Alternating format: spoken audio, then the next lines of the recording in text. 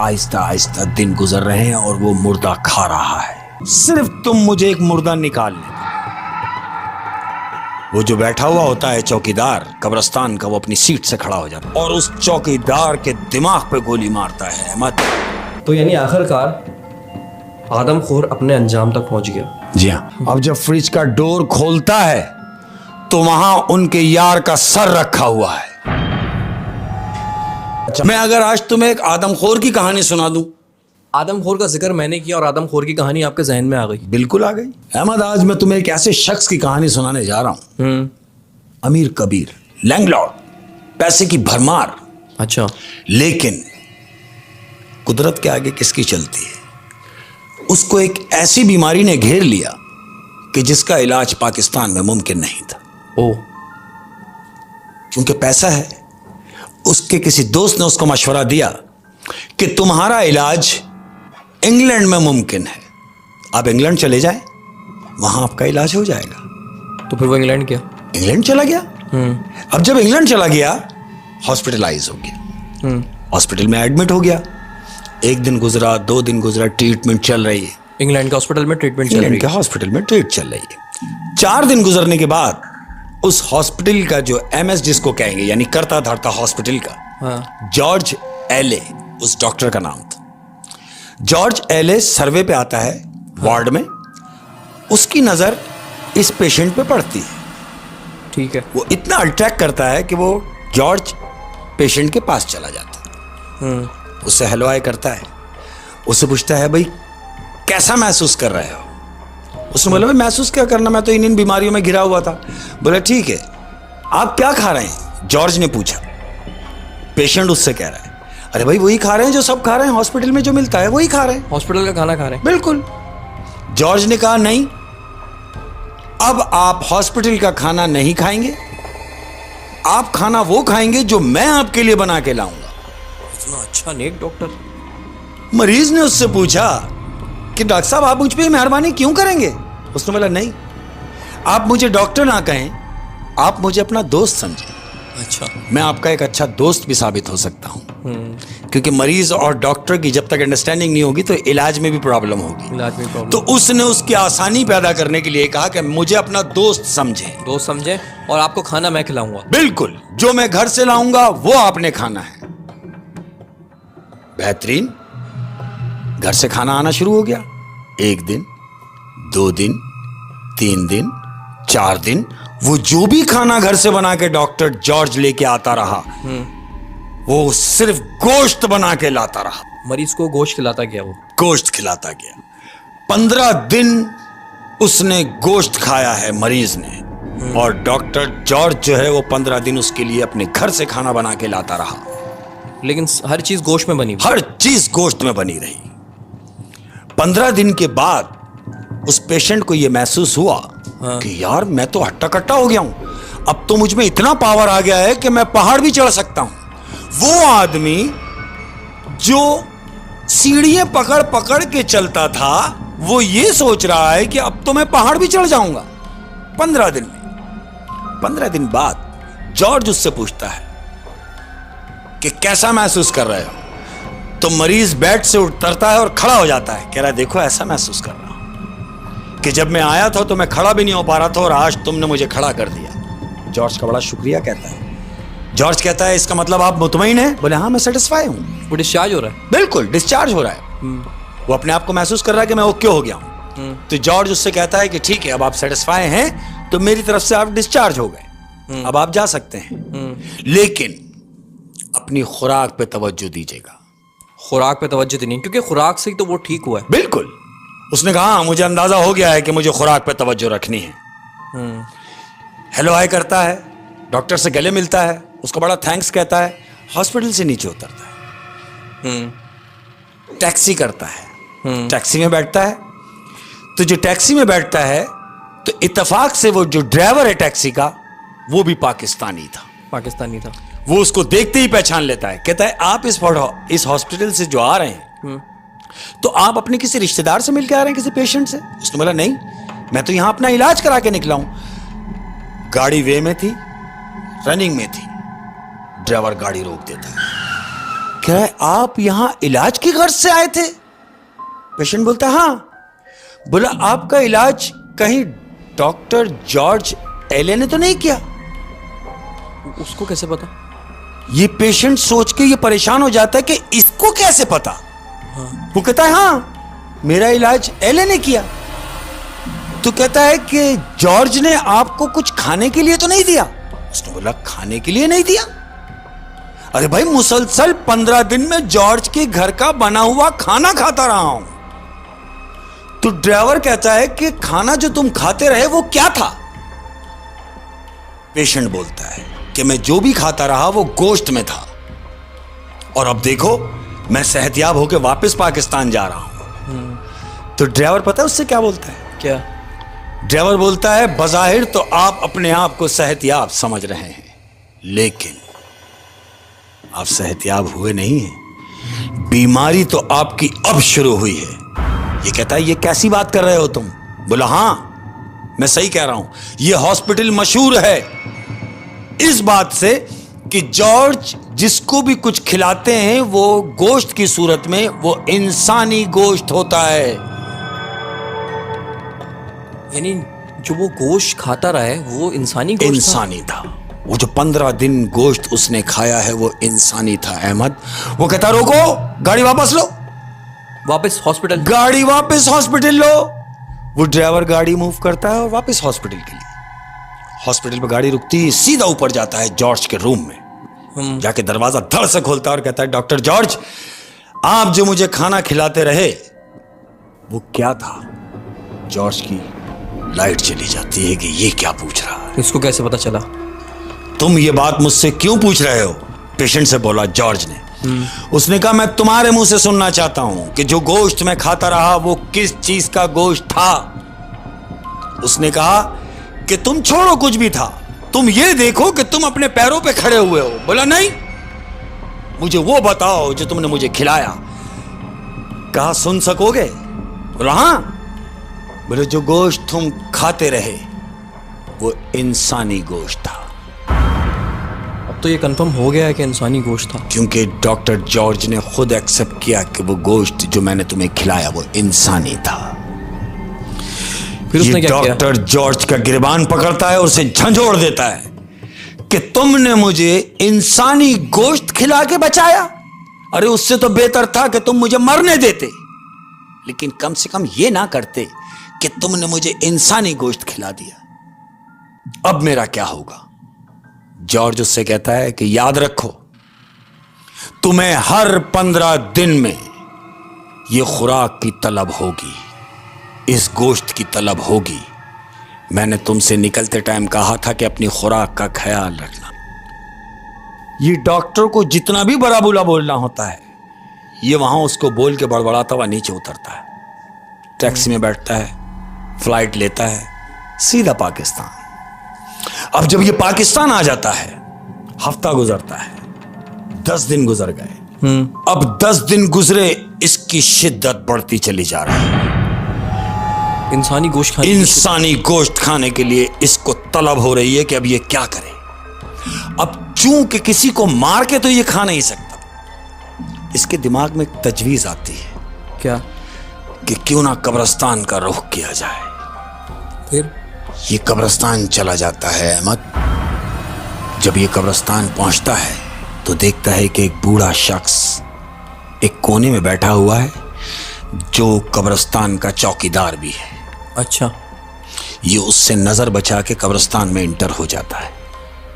अब जब वो इंटर हो जाता है तो कोई ऐसी कब्र तलाश करता है कि जो ताजी हो। Oh my God. फूल पड़े हुए हों, पानी पड़ा हुआ हो, कब्र ताजी नजर आए। और जो ताजी कब्र नजर आएगी उसको ये निकाल लेगा? उसको ये निकालेगा। इत्तेफाक से कब्र पे इसकी नजर पड़ती है। हाँ। कब्र को खोलता है। अब जैसे ही खोलता है तो इसको कराहियत होती है क्योंकि इसने ये काम कभी पहले किया नहीं, लेकिन उसको ये काम करना पड़ रहा है क्योंकि गोश्त की तलब हो रही है। गोश्त की तलब हो रही है। वो मुर्दा निकालता है, अपनी गाड़ी में डालता है, घर ले जाता है, उसके पीसेस करके फ्रीज कर देता है। उस बॉडी के जिसको वो कब्रिस्तान से ले गया है। पीसेस करके फ्रीज करता है।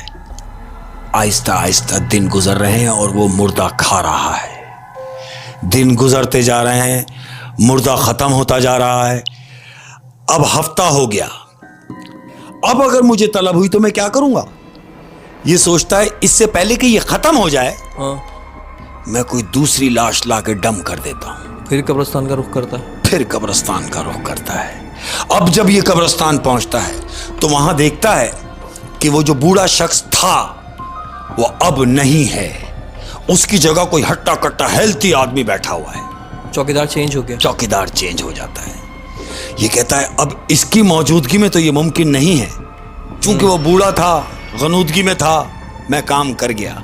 ये जाग भी रहा है और सेहतमंद भी है, तो क्यों ना इससे डील की जाए।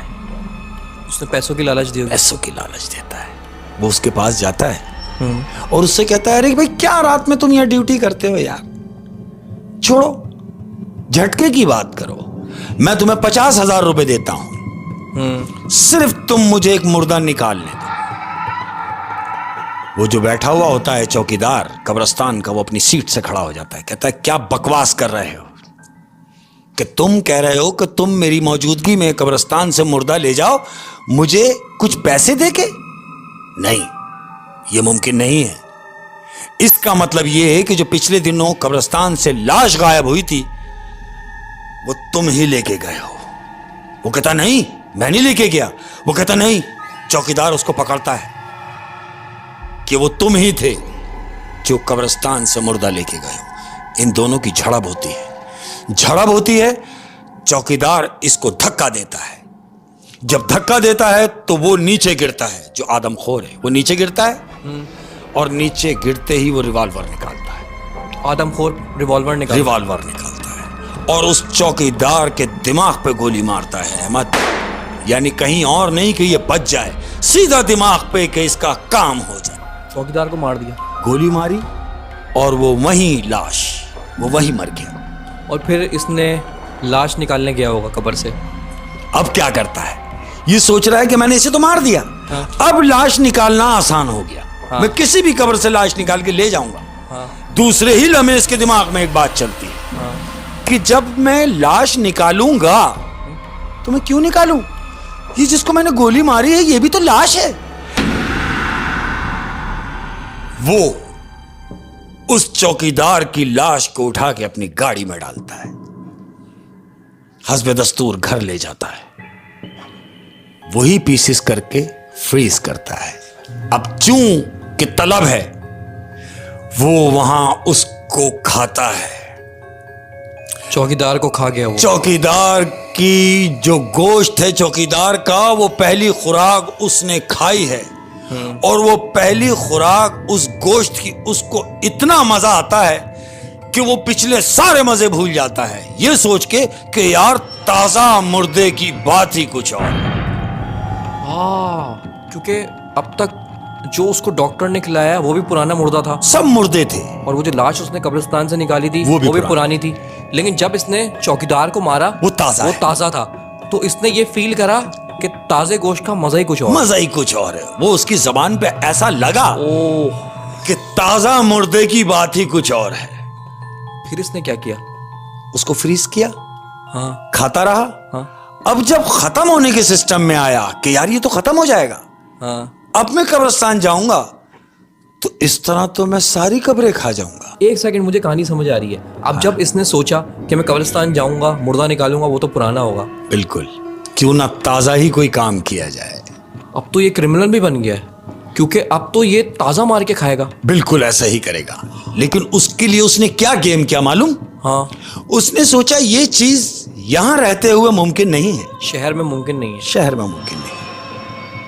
आउट ऑफ वे चला गया, एक ऐसी जगह चला गया जहां सयाह वगैरह आते हैं, जैसे मिसाल के तौर पे सवात हुआ, मरी हुआ, ऐसी जगह चला गया जहां बर्फबारी जो होते हैं, हाय सन्नाटा, ऐसा जहां टूरिस्ट आते हैं। ये वहां चला गया। चूंकि पढ़ा लिखा था, उसने वहां पर जाकर एक होटल में अप्लाई करता है। होटल में मैनेजर की जॉब लग गई। अच्छा, उस आदमखोर की मैनेजर की जॉब लग गई होटल के अंदर। अच्छा, वो वहाँ पे मैनेजर लग गया। मैनेजर अब क्या हुआ? अब उसने अपनी खुराक कहाँ से पूरी की? कहाँ से पूरी की? क्या देखता है कि 2 बजे का टाइम है, अंधेरी रात है, बाहर बर्फबारी हो रही है।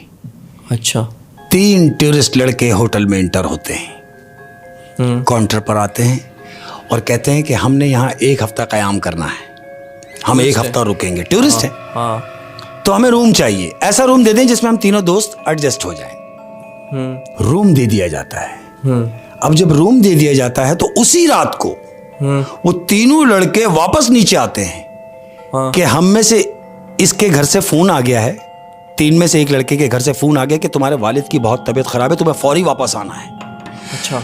और वो 2 दोस्त कहते हैं कि बाहर तो बर्फबारी हो रही है और रात का ये पहर है, इस वक्त हम कैसे तुम्हें शहर तक छोड़ने जाएंगे?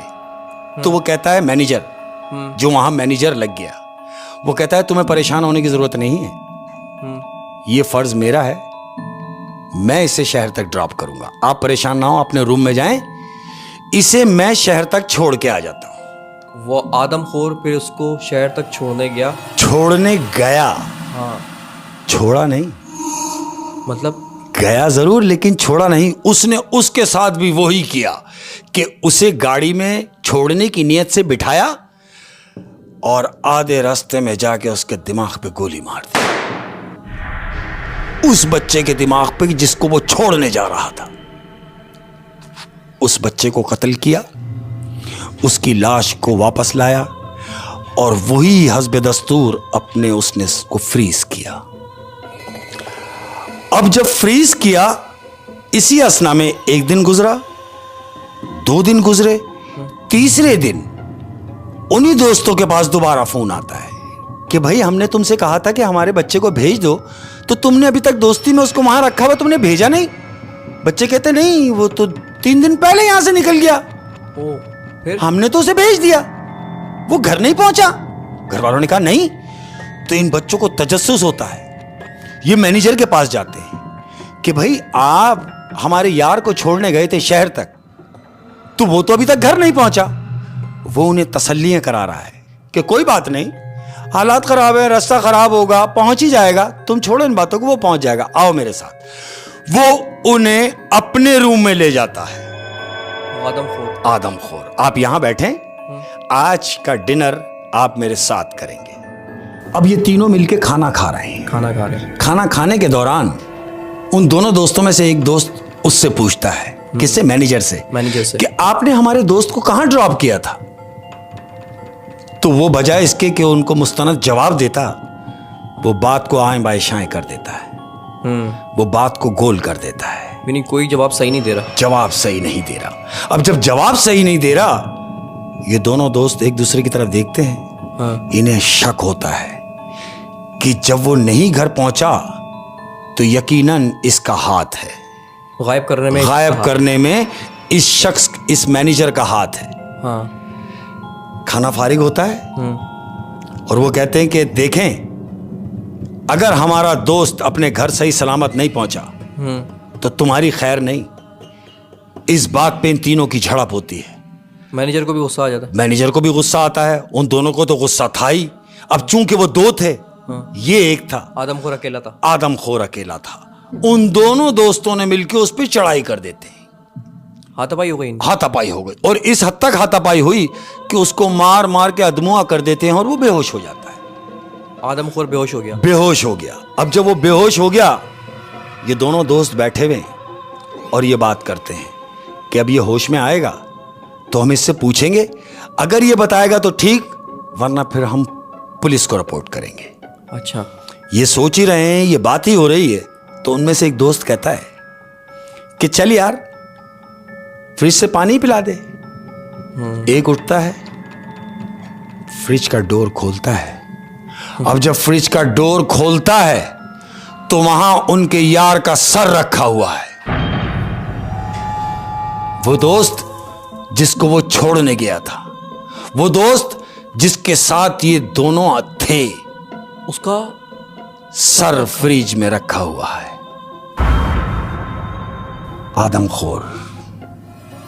फिर ये दोनों लड़के क्या करते हैं? अब जब देख लिया कि यार का सर वहां रखा हुआ है। हाँ। वो सोचते हैं अब क्या किया जाए, तो वो पूरे कमरे की तलाशी लेते हैं। अब जब कमरे की तलाशी लेते हैं तो उसका रिवॉल्वर उन्हें मिलता है। मतलब आदमखोर जिस रिवॉल्वर से लोगों को मारता था वो लड़कों के हाथ लग गया। वो रिवॉल्वर उन बच्चों को मिल जाता है। फिर अब जब बच्चों को मिल जाता है तो चूंकि उनको ये कंफर्म हो जाता है कि इसी ने मारा है, सर रखा हुआ है, हाँ, तो अगर ये जिंदा रहा तो ये पता नहीं कितनों को मार देगा। क्योंकि उन्हें एहसास हो जाता है कि ये इंसान नहीं, इंसान नहीं, ये आदमखोर है। उसी के रिवॉल्वर से उसके सीने पे बैठ के एक यार उसके दिमाग पे 4 गोलियां मारता है, डास डास डास डास। तो यानी आखिरकार आदमखोर अपने अंजाम तक पहुंच गया। जी हाँ, और जो लोग उसने खाए हैं वो वापस तो नहीं आ सकते, बिल्कुल। लेकिन वो और जिन लोगों को खाता वो अपनी जिंदगियों से हाथ धो बैठने से बच गए। बिल्कुल। तो यकीनन कहानी ख़त्म और सब कुछ सही हो गया, आदमखोर मर गया।